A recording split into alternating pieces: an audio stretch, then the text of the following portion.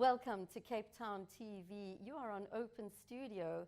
My name is Reverend Berry Burr, and in the studio with me today we have some learners from the Marlene Silbert Youth Interfaith Intercultural Program. We also have Nicola Jackman from Soul Circus. We're going to find out more about that a little later. But first I'm going to be chatting with Banzi, Imad and Zafira, who had the most amazing Heritage Day in 2019, and they're here to tell us a little bit about what they did to celebrate Heritage Day. Banzi, welcome. Thank you, ma'am, and greetings to you too. Well, meeting the Duke and the Duchess of Sussex, it was a very wonderful moment in my life, and I must say, as they entered into the venue, and as they looked at us. Back up. Yes. You met the Duke and Duchess of Sussex. Most definitely, ma'am. And how did that come about? Yes.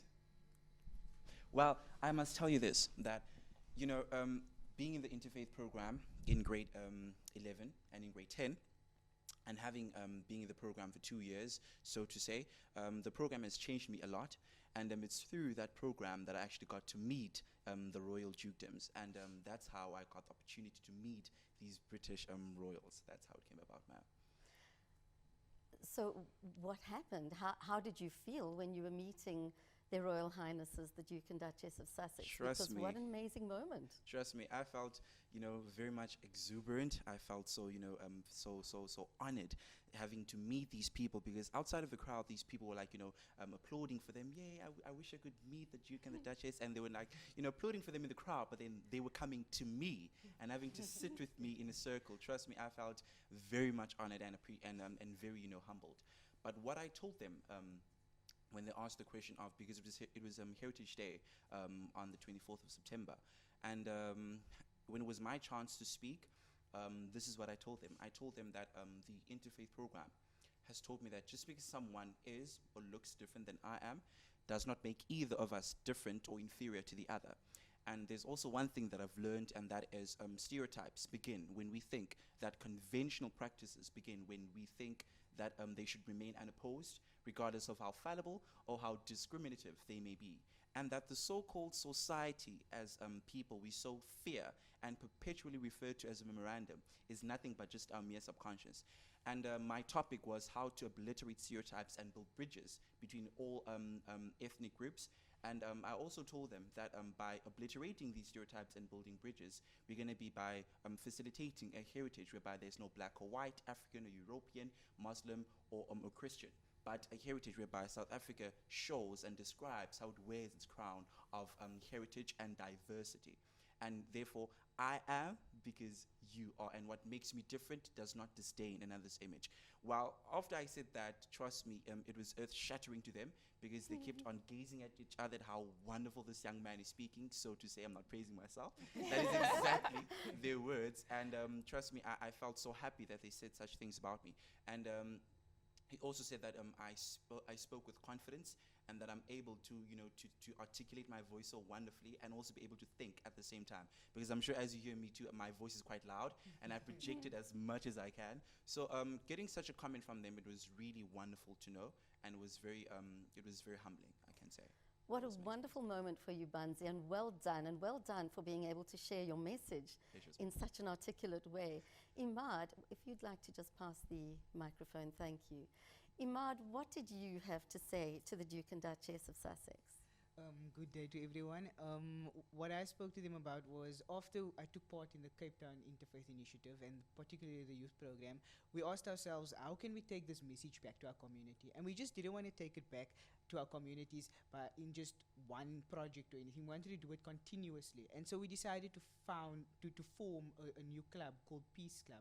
And in this club, we taught learners about differences and how to appreciate this wonderful gift we've been given of diversity. And I've never looked at it before I was in the interfaith program. It was before I was part of the interfaith program, it was my opinion and nobody else's opinion. But today, now I've learned that everybody's opinion matters, and if we're not going to move forward if we don't respect one another and appreciate one another.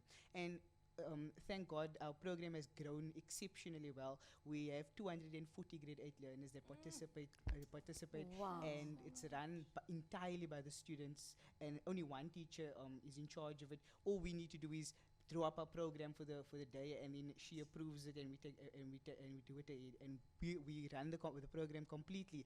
It's very enjoyable, and it's become a real source of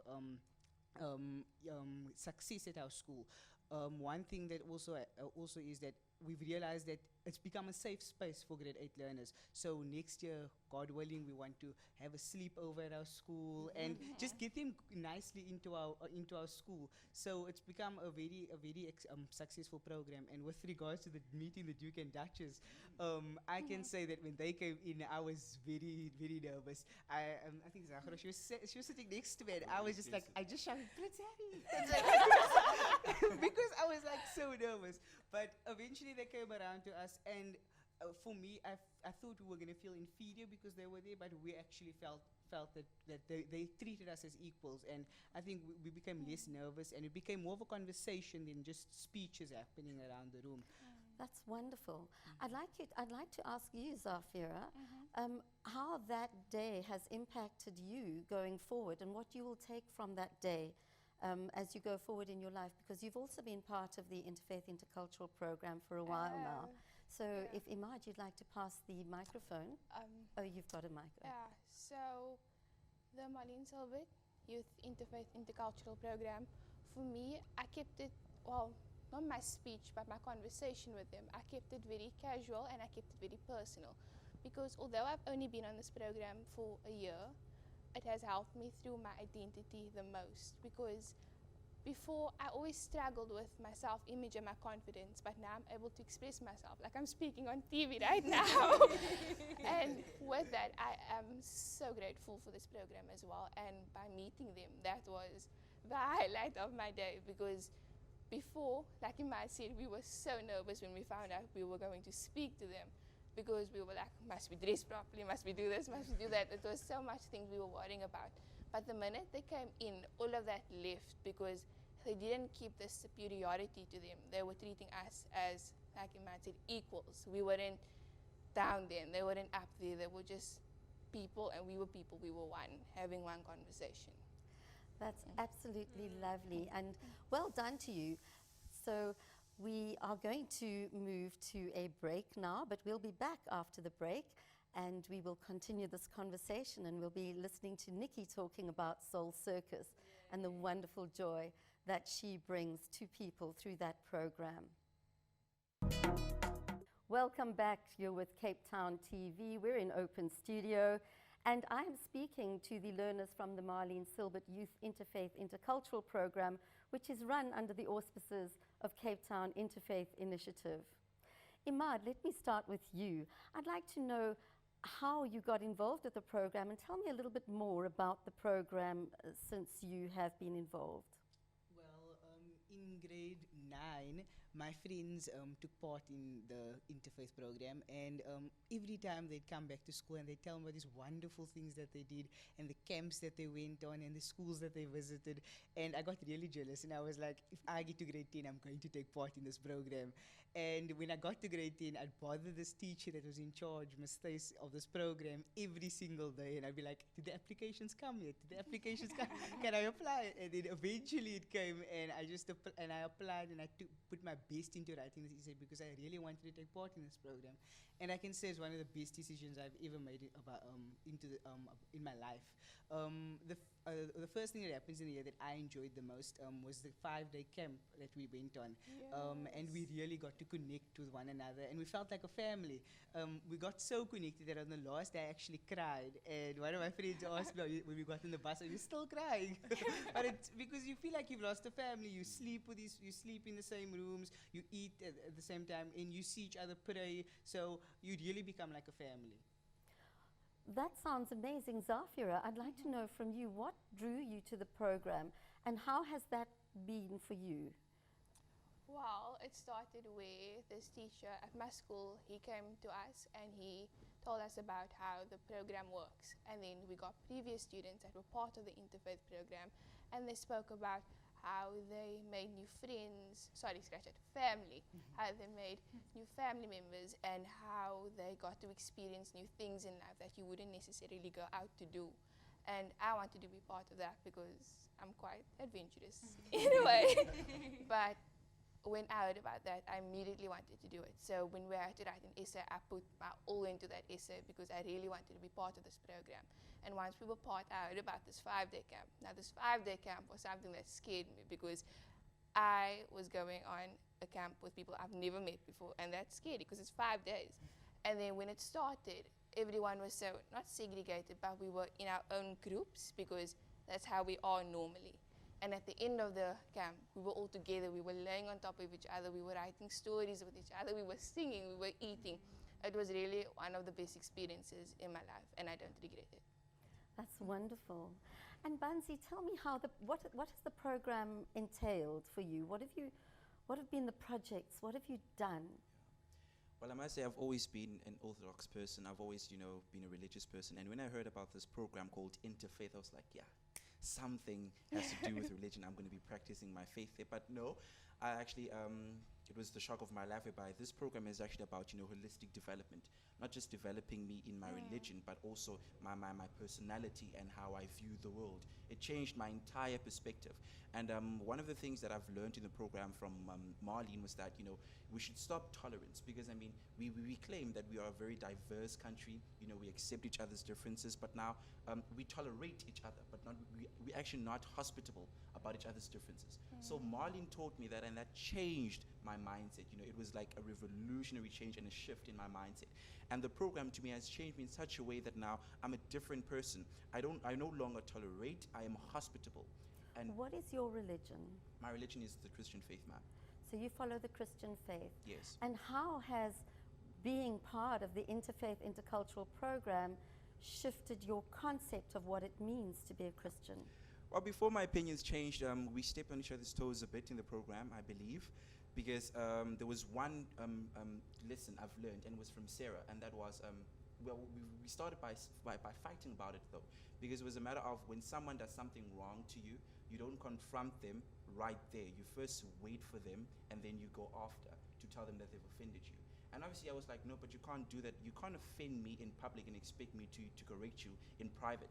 And then it was somehow a contentious issue. But then as time went by, the program taught me that no, you shouldn't be doing that. As a person, when you are a person who is a Christian, if you're going to confront someone about something, you first have to wait for them to be calm, because if you're going to confront them in public, they're going to be defensive. So I've learned that when you confront a person, you must do it in such an amicable way, in a way that you will be still hospitable, in a way that you'll be friendly.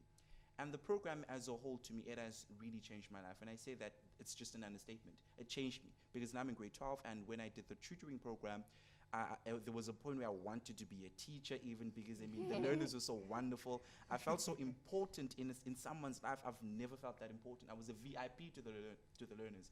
And as I stepped into the room every single Thursday, they were like so happy to see me, and I was like I was really, really humbled by the program, and it has changed me. That I can say, and that I promise the program. Imad, what has been your favorite part of the program, apart from the camp? For me, I think my favorite part, like Banzi said, would have to be my second year when I did the tutoring at the Amy Beale Foundation. And I think that has really shown me what reading can do to one's confidence. That's a very practical contribution to community, isn't it? Yes, I met this one girl, and on our first day together, we had to read, and she just didn't want to cooperate with me. And I can't handle children very well. I'm very impatient, and I was like, okay, I'll read now, and then you read, then I read again. And then we went on with that, and eventually as the year went on, I noticed one session when she came, and I asked, okay, should I start reading? And she said, no, I'm going to read today. And then she read the entire book with me. I just didn't listen to her the entire time. Yeah. So I just realized That's the impact that just teaching someone how to read, it can make in their life. It can make a real difference. What an extraordinary experience to have as a teenager growing up in Cape Town. And I just want to be clear here, Banzi comes from the Christian faith, you come from? I'm Muslim. You're Muslim, and Zafira also from the Muslim faith. So had you also had Jewish and Hindu children in your Yes, in your group? yes, it was the first time ever that I met a Jewish friend. I made a Jewish friend, and the first time ever I made a Hindu friend. And I just want to say that being in the interfaith program, it hasn't just where it's just not where it's not where I just met my first Jewish friend or celebrated my first Sabbath, but it's where I found my purpose in life, and where I found the purpose of where I want to spread positivity around the world and make my small contribution to this world. It's really a home I will never forget. That's absolutely wonderful to hear. We're going to move to an ad break now, but we'll be back shortly after this.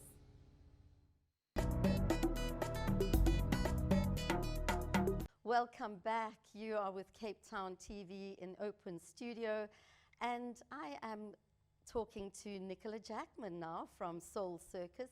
Nicola, welcome. Thank you. And tell us about Soul Circus. What is that? Well, wow, I'm also just, I want to say I'm very moved by all of your work at the Cape Town Interfaith Initiative, and then this inspired intercultural, interfaith program that the youth is holding. I had no idea, and it just, it fills my heart with so much joy. So thank you. I feel very honored to actually be in studio with you all. Coming from a joy catalyst, that means a lot.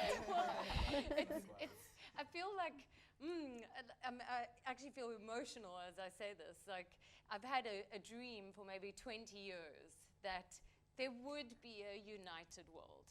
And I'm just seeing more and more just representations of it all around. And Soul Circus is this amazing collaboration of active citizens. So it's people like you and me. It's people like you out there who have got a heart for staying in this country and showing the world that we actually can be what we've always felt we can be, you know? So Soul Circus, the acronym, people say Soul Circus, what's that? Soul is an acronym. It's story of unconditional love. For us, the circus is this world that's out there. It's all a bit of a circus. There are a lot of clowns, and there are a lot of tightrope walkers, and you know, and I kind of hold this space that we can all start being the ringmasters of our own stories of unconditional love. And so that means that I internally have to do my work so that I can be peace inside for it to be outside. That's wonderful. And how are you manifesting that in the world? I believe you had a wonderful launch party. We did, thank you, in on partnership with Cape Town Interfaith. Indeed, on International Day of Peace. So we have a peace mission.